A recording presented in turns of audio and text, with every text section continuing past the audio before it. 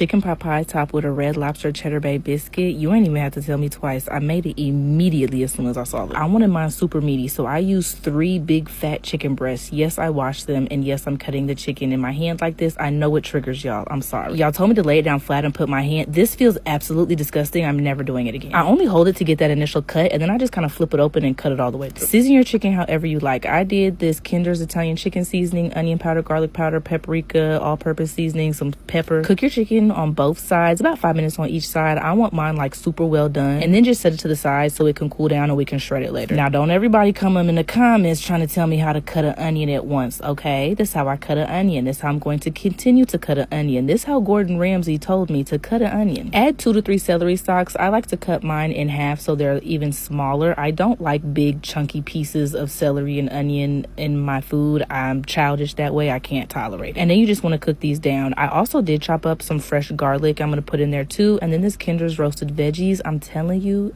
you will never not use it on your vegetables again once you do This is where I need y'all to pay attention, okay? 4 tablespoons of butter, and slowly put in a 1/3 cup of flour, and then cook it till you get that flour taste out. I don't know how you tell if the flour taste is out.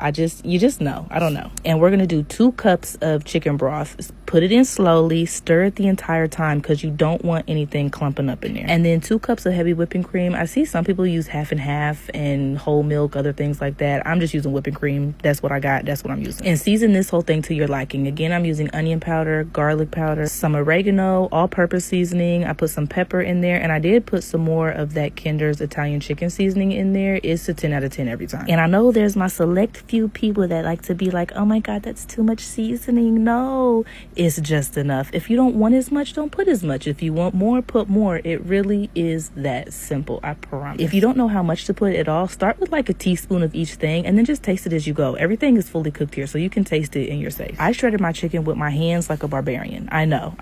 You can use a fancy chicken shredder. You can use one of those handheld mixers. That works great too. And I should have been put this in here, but I'm using a bag of frozen vegetables. Obviously, it's green beans, corns, and carrots. You can use whatever you want. I wanted the one with the green beans. You can't tell me this don't look good. Oh my God. And then we're gonna do the Red Lobster Cheddar Bay biscuits. Of course, just the instructions that's on the box. Now, I ended up using the Red Lobster Cheddar Bay biscuits, and I had an extra box of Red Lobster honey butter biscuits just because of the casserole dish I was putting it in. I really wanted the biscuits to cover the whole surface. Like, I did not want any open spots. So like I said, I ended up using that second box. Now, I put this in the oven for 15 minutes, and then I took it out, put some butter on, and I put it back in for another 15 minutes to make sure the biscuits were cooked all the way through. And just wait for it, y'all. Just wait.